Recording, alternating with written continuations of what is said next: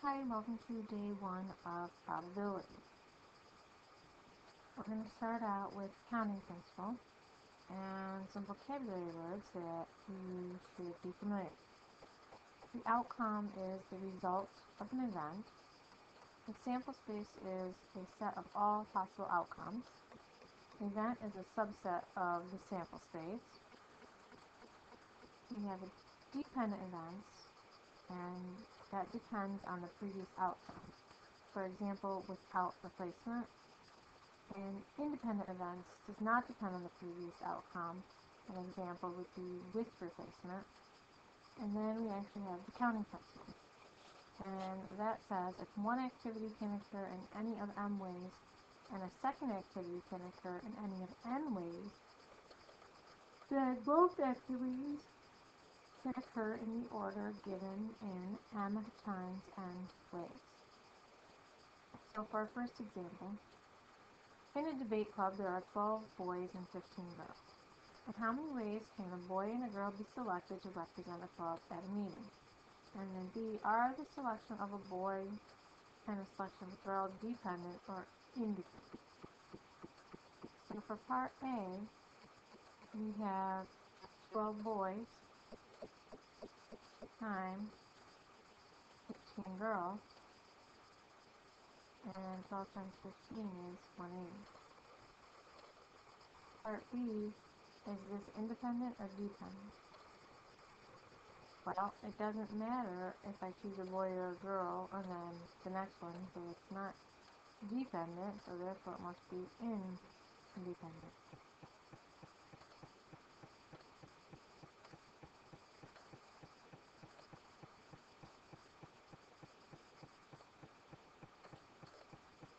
For example number 2, the skating club is holding an annual competition at which a gold, a silver, and a bronze medal are awarded. In how many different ways can the medals be awarded if 12 skaters are participating in the competition, and B, are the awarding of the medals dependent or independent? Well, we're handing out a gold, 3 silver, and a bronze.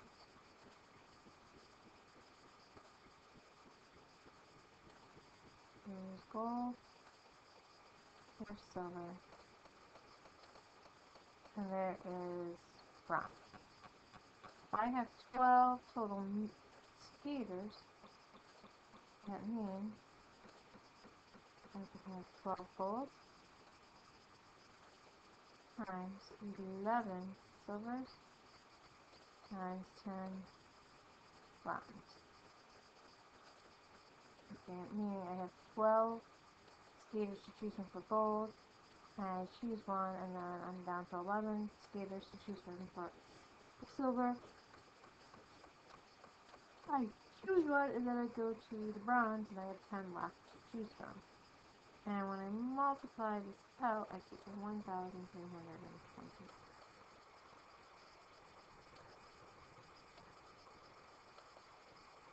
Are the awarding of the medals dependent or independent? Well, this would be dependent, because it depends on what place you came in and what medal you're going to get, what color you get.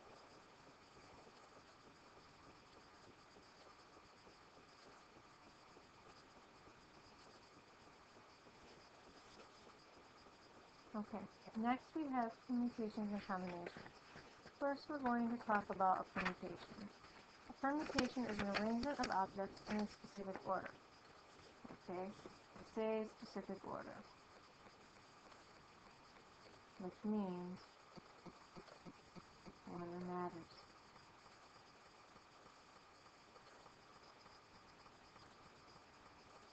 A factorial is an exclamation point.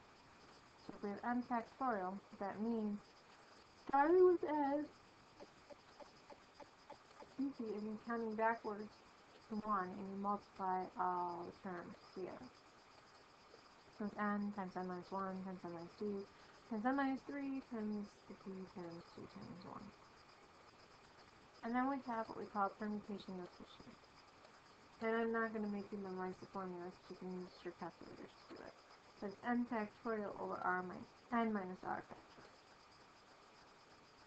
N being the total number and r being the number that we want. Like I said, the good news is that we can use the calculator to do this. Just remember, n things take an r at a time, or n pick r. And n always has to be bigger than r. If you don't do that, then that's the wrong direction. So for number 3, in how many different ways can the letters in pencil be arranged? Well, how many letters do we have? 1, 2, 3, 4, 5, 6 letters. So that means I have 6, and I'm going to pick 6 of those letters, which is the same thing as saying 6 factorial, which when we multiply it out would be 6 spaces.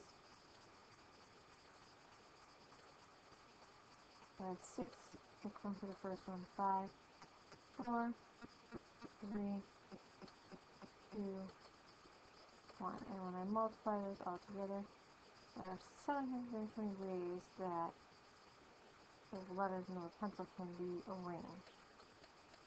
Now when we talk about forming new words, they don't have to be legitimate words. It's not like someone can go through and say, oh no, that's not a word, that's not a word. You don't have to worry about that. It's just the order of the letters.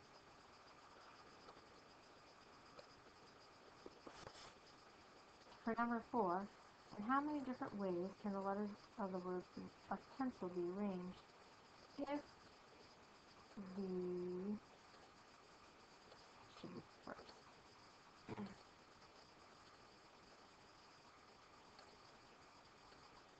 First letter must be a consonant.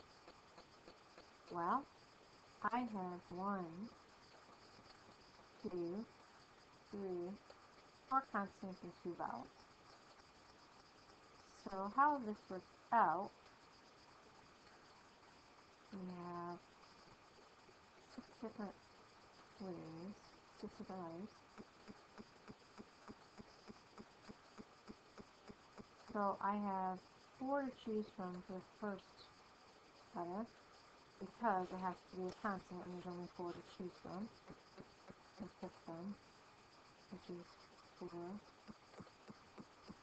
pick 1, times, if I don't know if there's nothing that repeats, so we do, I choose 1 letter, and then the 5, I choose another one, and then the 4, and I want to pick another one, 2, this last one, there's 1.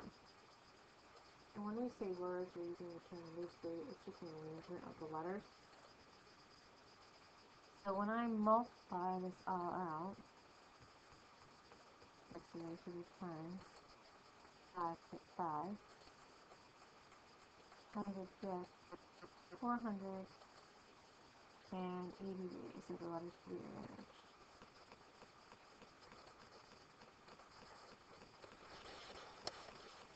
And when they say words, they don't necessarily mean words that you'll find in a dictionary.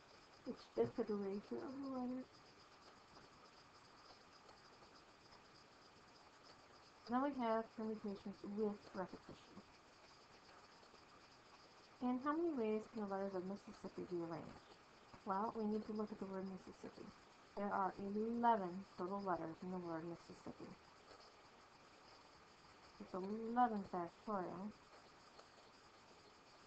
divided by, well, I have 3 letters that repeat themselves. I have 4 I's, 4 factorial, times 3 S's, sorry, 4 S's, so it's 4 factorial, times 2 P's, that is 2 factorial. Anytime you have this type of problem where you are using arrangements for letters and you have repeated letters, you always have to divide by the total. So when I actually multiply this out, I would get 34,650.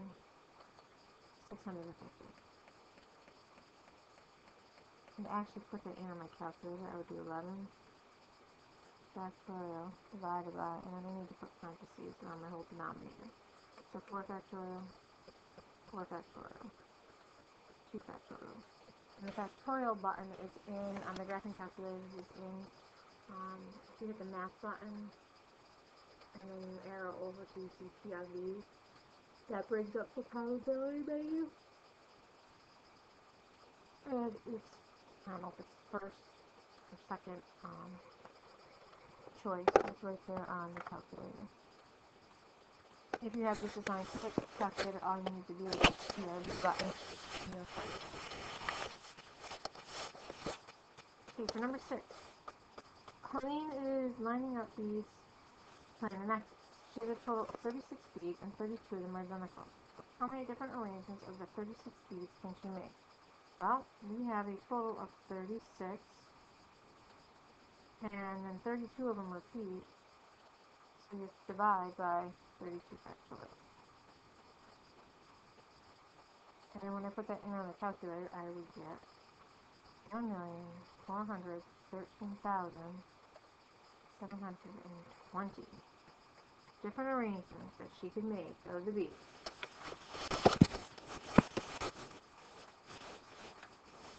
For number 7, we have a music teacher who is arranging to recite a recital for her students. There are 7 students, each with his or her own instrument. 3 play the piano, 2 play the violin, and 1 plays the flute, and 1 plays the cello. In how many ways can the order of the instruments be named? Well,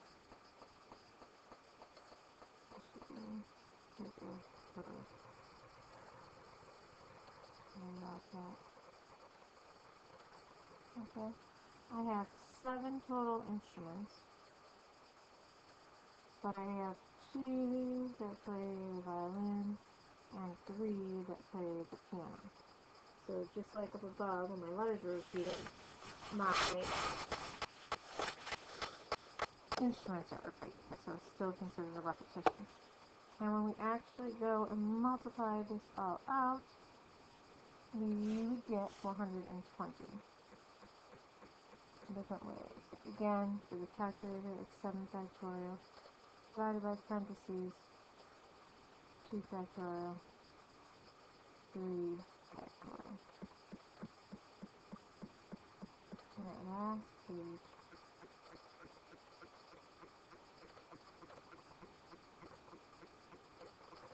the last section is combination. Okay, in a combination, order does not matter. This is huge. Order does not matter.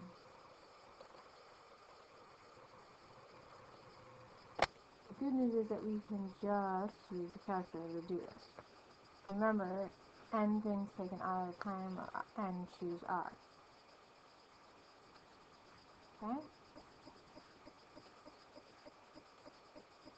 And how many different combinations of 5 letters can be selected from the alphabet? Well, we have a total of 5 letters, and I'm choosing from, there are 26 letters in the alphabet. In case you don't remember this, the alphabet has 26 letters.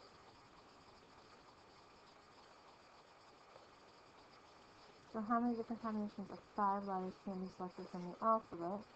That means I have 26 total, and I'm choosing 5 of them. Again, we just type this right into our calculator. We do 26, and then we do second add, so we do second angle, I can't remember. Actually, maybe we hit the math button. No, sorry. It's under the probability. Second absent, go to PRB. It's right under there. And you get 65,780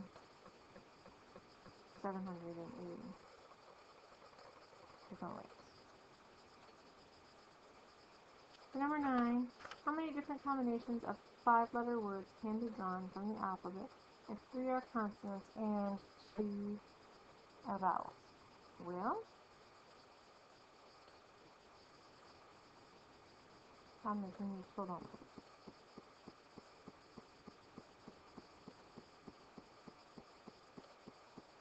The number of total consonants in the alphabet And then for the vowels,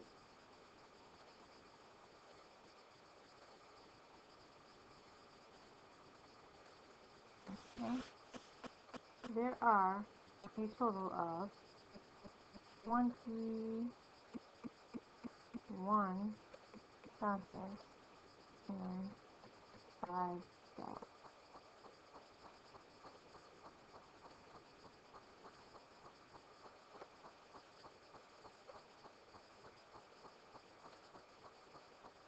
So we have 5 vowels.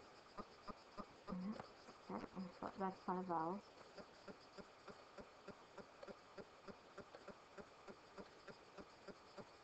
And I'm trying to figure out my probability. So I would have 21. C, I want to choose 3 consonants. Times, when the total number of vowels I have is 5. C, and I want to pick 2.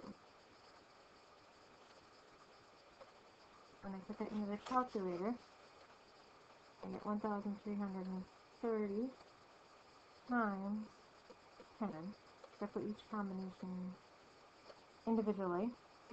When I multiply by 100, I get 13,330.